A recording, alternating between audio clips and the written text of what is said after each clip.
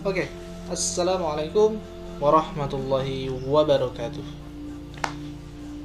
Alhamdulillah, alhamdulillahi wa kafa, wassalatu wassalamu ala rasulillah nabiyina Mustafa Muhammad sallallahu alaihi wasallam wa ala alihi ashabihi wa mawala, amma ba'd.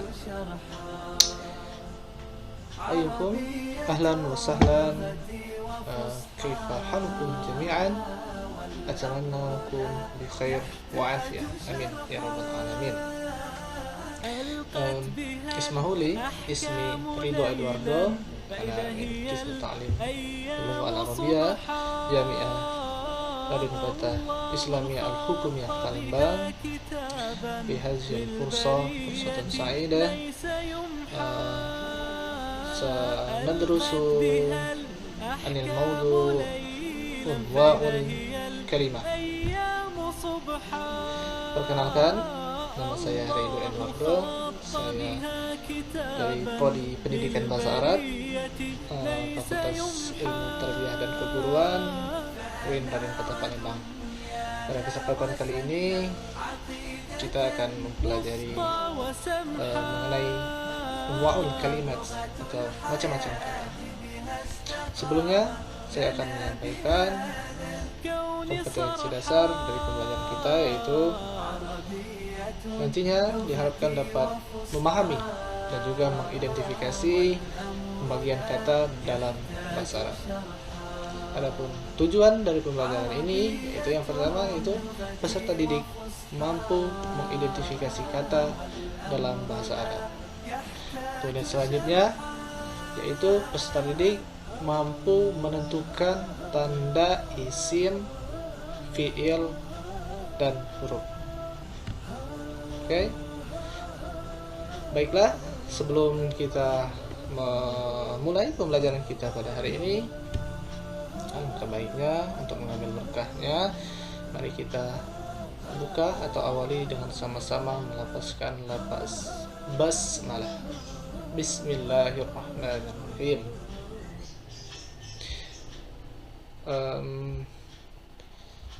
Kalimat, pembagian kalimat yaitu terbagi menjadi 3. Yang pertama itu ada al-ismu, kemudian al-fi'lu, dan yang ketiga adalah al-harfu.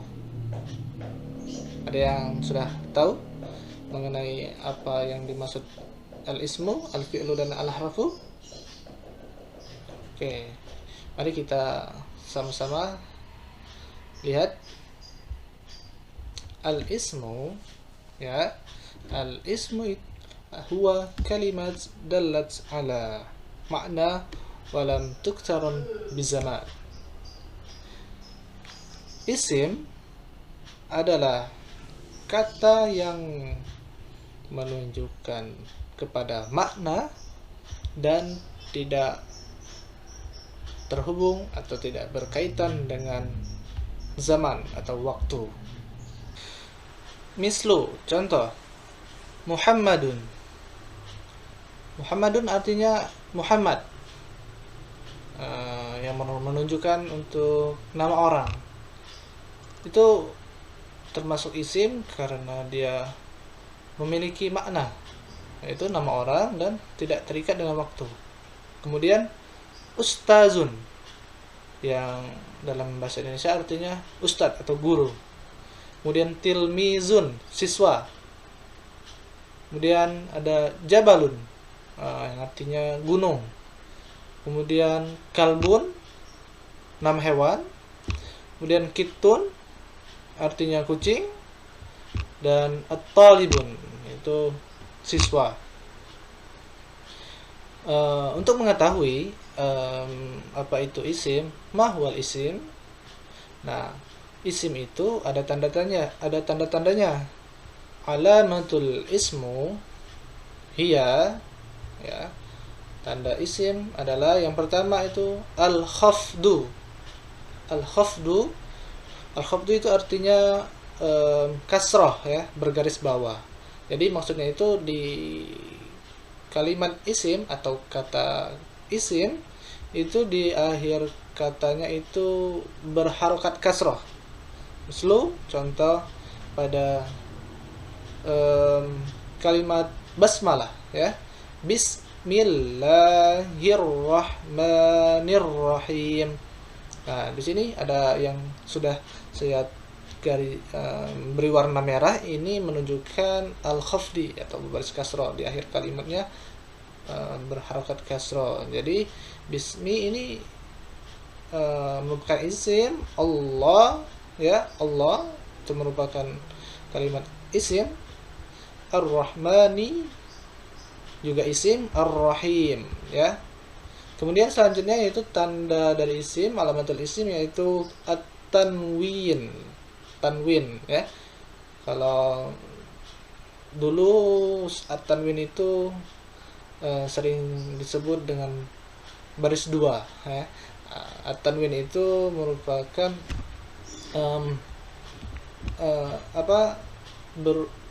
tanwin an in un. Jadi di setiap kalimat atau kata di akhir isim itu terdapat harokat tanwin.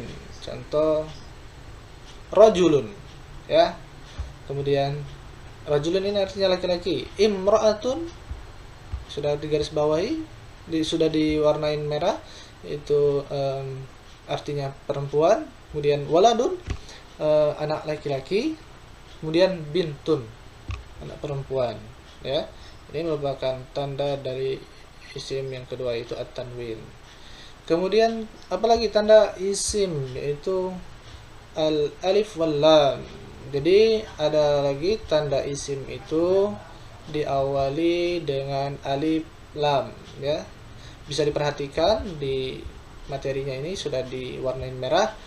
Ada contoh yang pertama al-ustazu, ya. Ada alif lamnya. Jadi al-ustazu merupakan dari isim. Kemudian at-talibu ada alif lamnya di awalnya, merupakan isim. Namun ketika dalam satu kata atau dalam kalimat isim sudah memiliki tanda, ya. Contoh misalnya di sini sudah ada tanda alif dan lam. Nah, di akhirnya tidak bisa lagi nanti ketemu dengan tanda yang misalnya tanda tanwin. Al-ustazun. Nah, itu nggak bisa, nggak boleh dipertemukan dua tanda dalam satu isim, ya.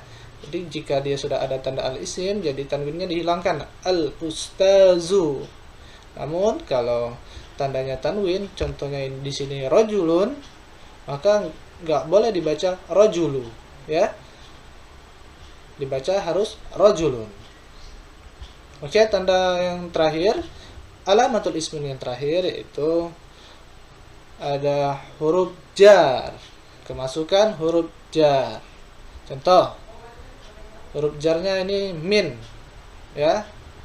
Ada isim di sini Allah, jadi minallahi. Kemudian sini huruf jarnya ada fi, yang artinya di, fil baiti. Kemudian ada ila, artinya ke, ilal masjidi. Nah, ketika isim ketemu dengan huruf jar, maka kalimat terakhirnya itu harus berharokat kasroh, ya. Minallahi, bisa diperhatikan, fil baiti, kemudian ilal masjidi, ya. Jadi saya ulangi lagi, ada 4 tanda dari isim, yaitu al-khafdi, harokat kasroh, at-tanwin, tanwin, kemudian alif lam di awal kalimatnya, kemudian kemasukan atau diawali dengan huruf jar. Oke. Kemudian macam kalimat yang kedua, yaitu ada al-fi'lu.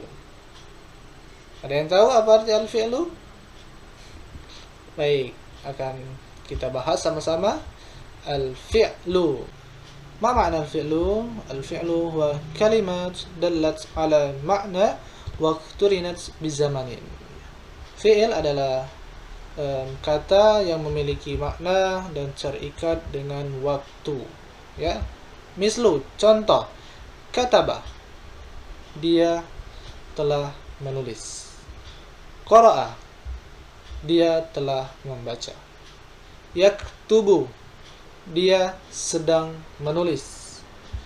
Uktub, tulislah. Kemudian quri'a, dibaca. Qala, dia telah berkata atau berkata ya. Jalasa, artinya dia sedang duduk. Nah, jadi semua contoh ini merupakan kata yang memiliki makna dan maknanya itu berhubungan dengan waktu. Kemudian bagaimana kaifa sata'lamu al-fi'lu? Sebagaimana isim tadi, fi'il juga memiliki tanda-tanda. Nah, yang pertama alamatul fi'li hiya, yaitu kode. Jadi dia kemasukan dengan huruf kod. Contoh yang sering kita dengar ya, biasanya sang muazzin ketika telah memandangkan azan dan hendak menaikkan sholat berjamaah, dia akan menggunakan iqamah. Dalam bunyinya itu ada qad qamatis shalah ya. Ada tanda qad. Jadi di sini qamat merupakan fi'il ya, karena dia dimasuki huruf qad atau didahului qad. Oke. Kemudian contoh yang keduanya itu asin ya, ada bersambung atau kemasukan huruf sin. Contoh sayazhabu. Nah, sudah ditandain merah.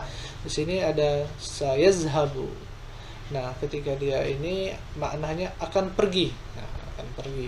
Nah, berarti kalimat atau katanya yazhabu ini merupakan fi'il karena dia berhubungan dengan sin.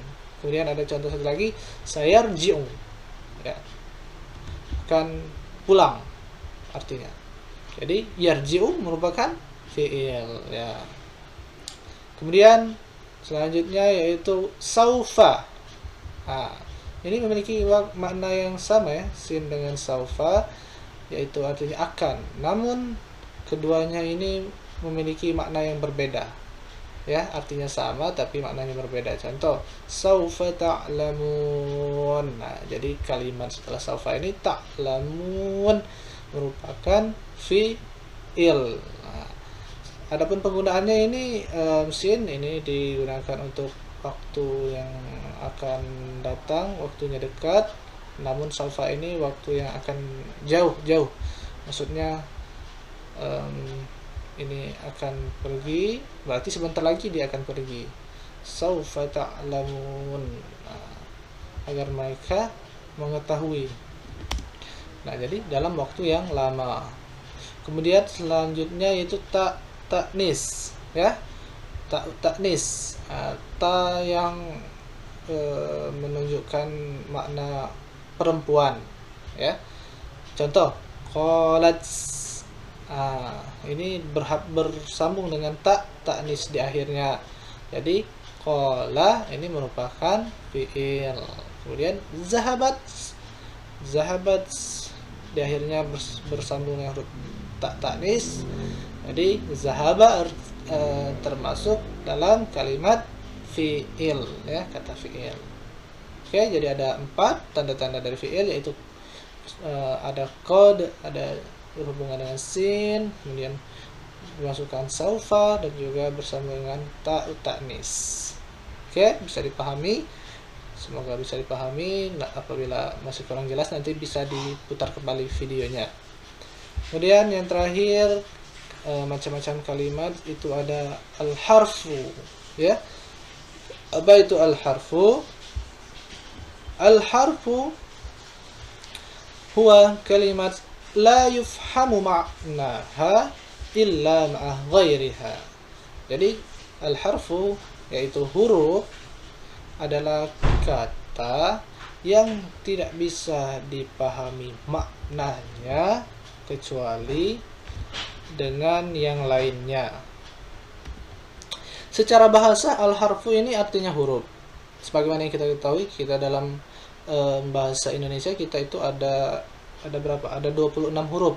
Nah, sedangkan dalam bahasa Arab yang kita ketahui itu ada 26 huruf hijaiyah, ya. Kan tetapi di sini bukan huruf hijaiyah yang dimaksud, ya. Bukan huruf hijaiyah yang dimaksud, melainkan huruf hijaiyah yang memiliki makna. Namun maknanya tidak bisa diketahui kecuali dengan yang lainnya, ya. Contoh, mislu, min. Min ini artinya dari. Nah, jika tidak disambungkan dengan makna yang lain, dari apa? Atau dari mana? Atau apa, kan? Kemudian fi, artinya di atau di dalam. Kemudian summa. Kemudian idza, jika, au, artinya atau, hatta ini sampai, kemudian ada ila, ke.